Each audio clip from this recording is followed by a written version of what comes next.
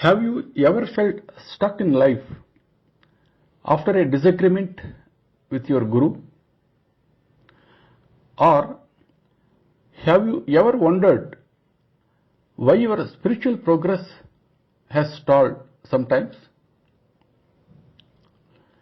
Many spiritual seekers overlook an important universal law called Guru Tattva until it is too late.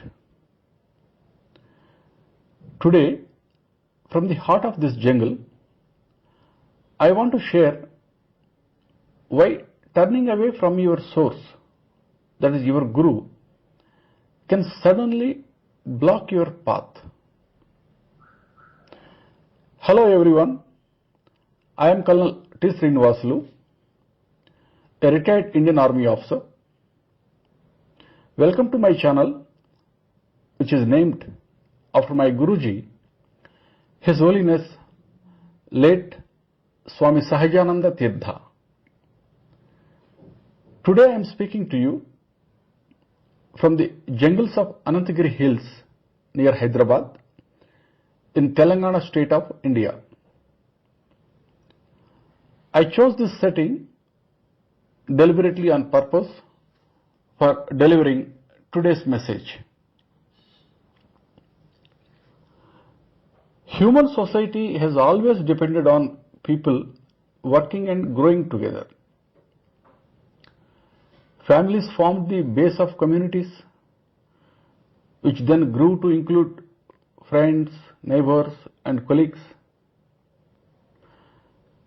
As societies developed, new roles like doctors, architects, and craftsmen became important for everyone's well-being.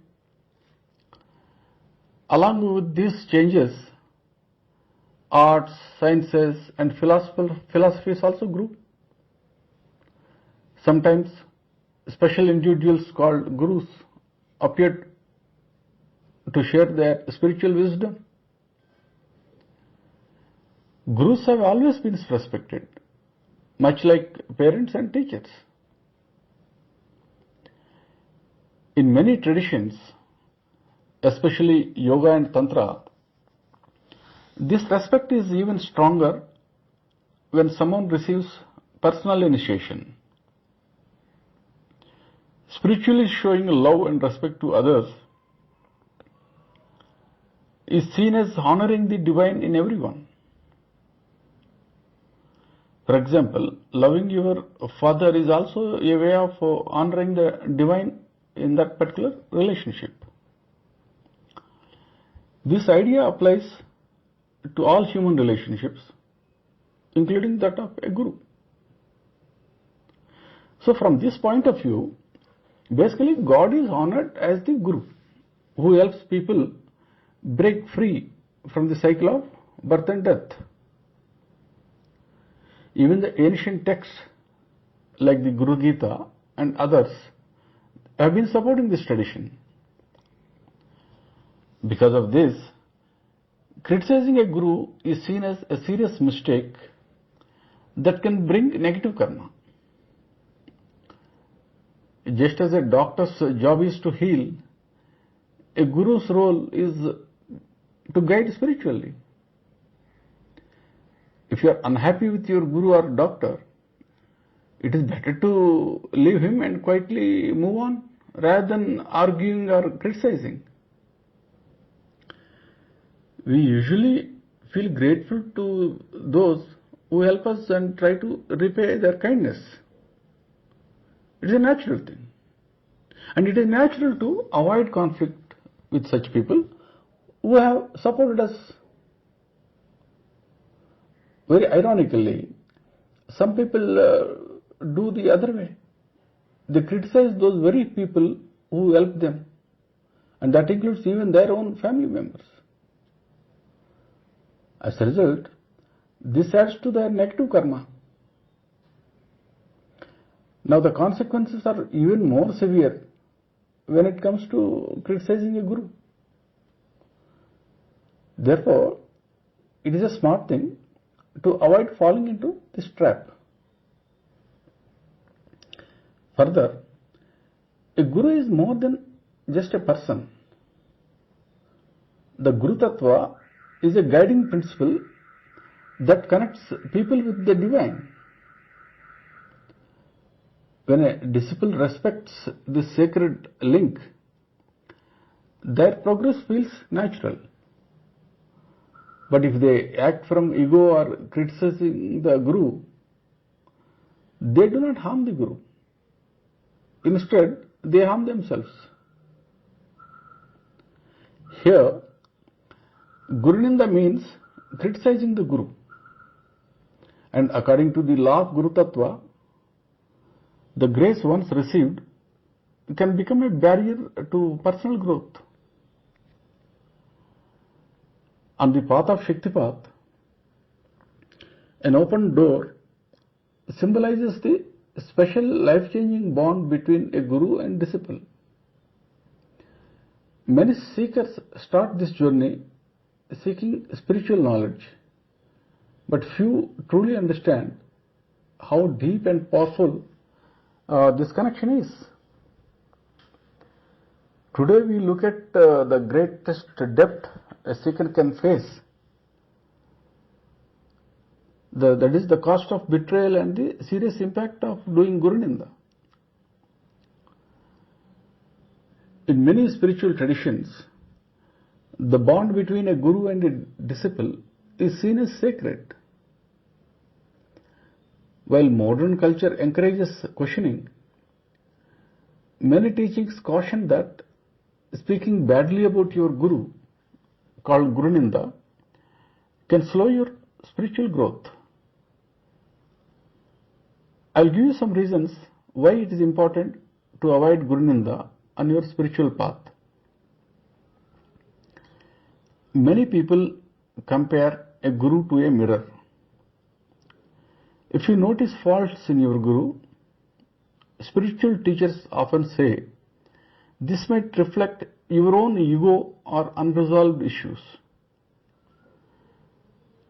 Criticizing your Guru can shift your focus outward rather than inward, thus hindering your growth. Spiritual knowledge is shared from teacher to student, much like energy. To receive it, you need to stay open and keep faith, known as Shraddha, or a deep trust in your teacher and their teachings. Criticizing your Guru can block you from receiving this wisdom. The human ego often wants to feel superior. Criticizing a Guru can be a way for the ego to stay in control or to avoid the change. By avoiding Guru Ninda, you stop giving power to the ego and make space for humility. It can be very hard to maintain inner peace if you engage in Guru Ninda. Negative thoughts may weigh you down and distract you. Since spiritual practice aims for calm and focus, criticism can make your meditation or prayer more challenging. A Guru guides the disciple out of ignorance and acts as a bridge to the divine. Staying grateful even when you do not fully understand everything helps you keep your heart open and your path clear. It is important to distinguish between Guru Ninda and what is basically criticizing the Guru, and the so-called Viveka, that is the discernment or making the wise choices. Spiritual traditions encourage discernment when looking for a Guru, true Guru. But however, once you have found a true Guru or a trusted a Guru, continuing with your criticism and public complaints against the Guru, they are not the same as your healthy discernment and can slow you personal growth. And let me tell you why avoiding Guru Ninda matters actually. Avoiding Guru Ninda is not mainly for the benefit of Guru. Spiritual teachers are supposed to be beyond praise or blame. Instead, it helps the disciple stay focused, humble, and open to learning on their spiritual journey. On the journey of spiritual awakening, the bond between a teacher and a student, known as the Guru-Shishya relationship, is a powerful tool for transformation. To understand why this bond is so protected, it helps you to know about Guru Tattva. That is the universal principle of guidance that flows from teacher to seeker. A Guru is not just a physical person. They represent a bridge to the divine. When a seeker enters this relationship, they are not simply signing up for lessons. They are opening a spiritual doorway, often called Shaktipat. This connection allows for a direct transmission of energy and wisdom, but how well this works depends entirely on the disciple's openness. While modern society encourages constant critique, the spiritual path warns against Guru Ninda, that is the disparagement of the Guru. This is not about protecting the Guru's ego. Since true masters are unaffected by praise or blame,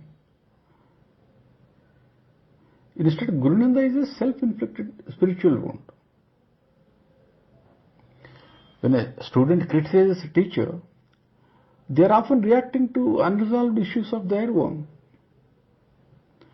The Guru reflects the student's ego back to them. Attacking the mirror means refusing to the chance to heal. When a disciple engages in Guru Ninda, they block the flow of spiritual energy. The grace that once helped them grow now feels burdensome, as the ego uses criticism to regain control and halt transformation. The greatest mistake a seeker can make is misusing the spiritual energy they receive.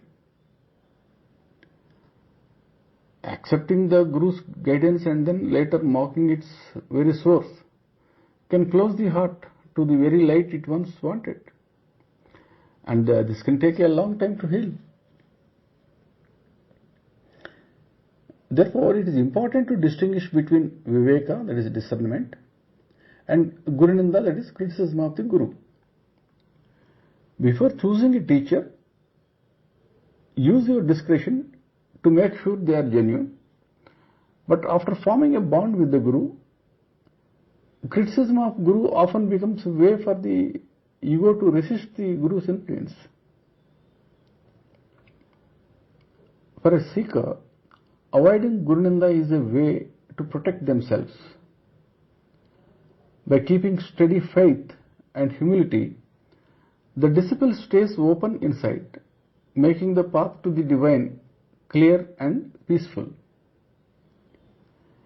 In the sacred teacher-student relationship, Shaktipat is the highest form of grace, sparking a seeker's inner fire. If this bond is broken by Guru Ninda or criticism of the Guru, the spiritual consequences can be serious and may take real effort to heal. Shaktipat, as you all are aware, is more than teaching. It is a direct transfer of spiritual energy or Chit Shakti that happens from a master to a disciple. And Shaktipat means basically the descent of grace. This transfer can happen through a look, a touch, a word, or even a thought. It helps awaken the dormant Kundalini energy at the base of the spine. Since the Shaktipat connection depends on openness and faith, criticism of the Guru acts as insulation, that's blocking the flow of grace. When someone engages in Guru Ninda, it closes the inner vessel and stops them from absorbing the spiritual energy they receive. Even the ancient texts such as Kularnava Tantra, they warn that continuous Guru Ninda can lead to a bad death or spiritual ruin of the disciple, because it betrays the highest grace. If a seeker realizes they have fallen into criticism or disrespect, spiritual traditions offer ways to practice prayachitta or atonement to help restore the flow of grace. For example, one can start with sincere repentance by honestly admitting the mistake. Make a firm promise not to repeat it, and hold oneself accountable in the future. For rendering apology, one can visit the Guru and ask for forgiveness. In case the Guru is not available, you can offer a sincere mental apology using the procedure laid down.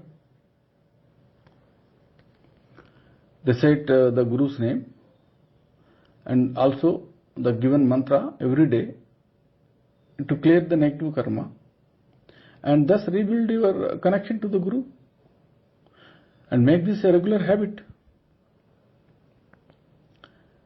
Take part fully in service to the Guru, educational causes, or even society. Let your actions help cleanse your ego and thus strengthen your commitment to the path. If you are happened in a place where others are criticizing your Guru, leave straight away, or you firmly avoid listening to the Guru Ninda to protect your own spiritual progress. So that's all I wanted to speak to you today about the mistakes made by the disciples, and I hope it will help at least some of you. Thank you very much, and I wish you all the best.